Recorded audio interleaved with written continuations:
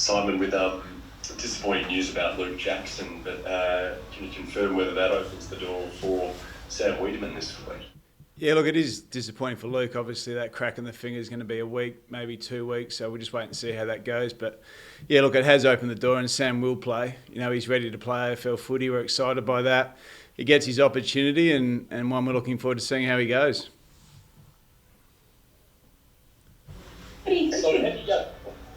I was going to say, could you please talk to Sam's form in the VFL and what he's been able to do in the last few weeks, and perhaps what's kept him out of the side and what you need to see for him to keep a permanent spot? Yeah, obviously last week there wasn't a VFL game, so that made it hard. But you know, he's kicked 14 goals in 3 weeks. He's in really strong form. What's keeping him out is the form in the team. The players in the team have performed strongly. We know he's a quality player and he's a big part of our group, and we're looking forward to seeing him come into that and perform really strongly. How do you talk to Sam about this situation, Simon? What do you say to players that are clearly performing very well in the VFL but not getting an opportunity at senior level? Oh, he's a mature kid. He understands. We've had some good conversations. They've been around his role within our club.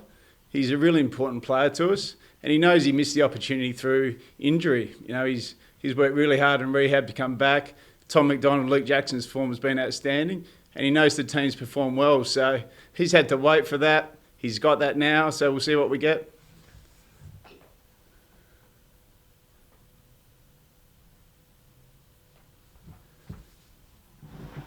Simon, what do you do with that backup ruck role? Obviously, you've got a few blokes in there that have performed it in the past and can do it.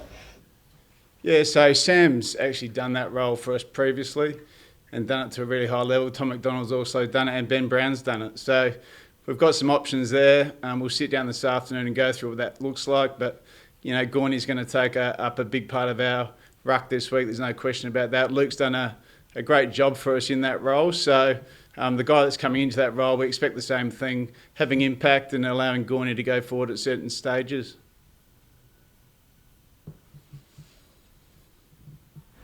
Simon, what are you expecting from Carlton this weekend? Are you expecting another attacking sort of game? Oh, we're expecting their best. I think if you watched them last week, they were very impressive. You know, they played a quality side. And for 3 quarters, they were outstanding. You know, at half time, I thought they probably should have been 5 or 6 goals up. And clearly they're playing in a way that's, you know, giving them great scoring opportunity. And, you know, it's a bit of a strength v strength type of game. You know, our defensive stuff's been really strong. Their offensive stuff's strong. So it's going to be a great battle to see who gets on top. But we know the team we're playing against are in good form. And, you know, they're 1 quarter away from stringing together a really good game. So, you know, we know we're going to have to be at our best. We're looking forward to the game, but it is going to be a real challenge for us. Harry Mackay has improved considerably since you last came up against the Blues. Do you give him a bit of extra attention, or just wait to see how it goes? He's a quality player. You know, his development in the last 12 months has been outstanding. You know, to see him he really is one of the premier forwards in the competition. So we'll be giving him all the respect.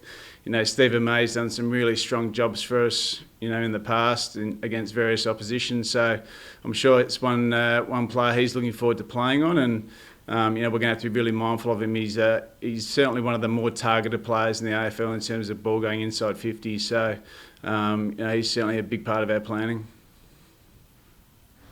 Is there a feeling, Simon, that the Blues give you a chance to get a run on, and when that comes, you've just got to capitalise? Because that's the way that they've sort of been struggling in that area, I guess. Yeah, it's not something that we're going to speak about during the week. We're going to really focus on our game and what are our strengths that we need to bring, and our opportunity will come on the back of those. You know, we're not going to worry about too much of what the history's been with Carlton. We're going to prepare for their best. Clearly, teams have been able to score at times against them, but what our strengths has been a little bit different to that. Our strength's been how we defend and our ability to win contests. So they're the things that we're going to focus in on, you know, first and foremost, to make sure our game's to a really high level, and those opportunities will come on the back of that.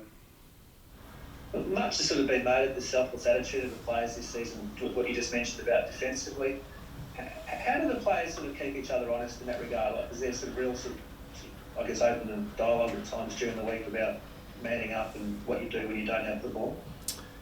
Yeah, look, it's been something that's been building over 3 years. I think, after 2018, we probably sat down as a coaching group and a playing group and spoke about our next transition to being the club and the team that we want to be is what we do without the ball. And you see the best teams in the competition over a number of years have been able to defend, without the ball to a really high level. And Troy Chaplin, our defensive coach, has put a lot of time and work into it, and the players' commitment to that phase of the game has been really high for a number of years. And what we're seeing now is the reward. They're all on the same page. They're cohesive in the way they play in that phase, and we're a harder team to play against. So, it's not something that's just bobbed up this year. It's been something that's been a work in progress for a number of years. But the selfless attitude and the commitment to that has taken our game to a new level.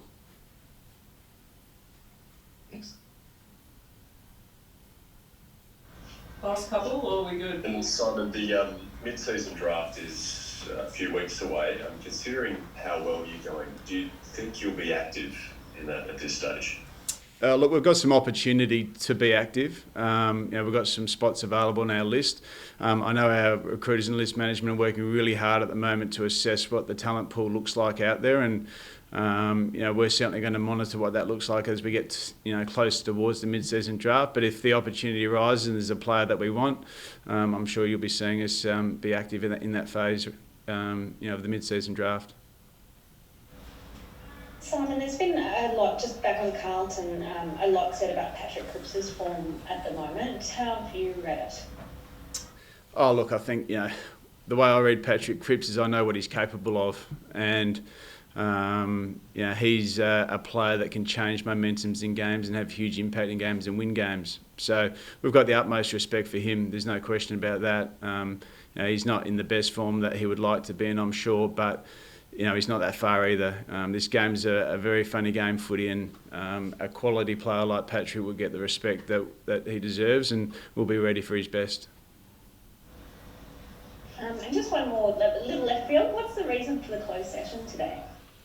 No reason. No, we come out to Casey a lot. It's a ground that we've trained at regularly.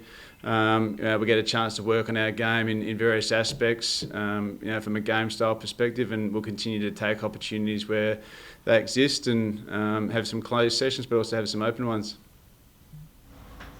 There's been a bit made this week, Simon, of this soft salary cap and how tight things can be in that area at the moment. Yeah. Would you like to see any change there for that to increase, or perhaps even senior coach wages to fall outside of the cap, or something that needs to be thought about in the next 3 years or so? I think when you look at the footy cap at the moment, it took a big hit last year, and a substantial hit, and it's affected, there's no doubt there's less people, and there's people doing more work. Now we're 8 weeks into a season.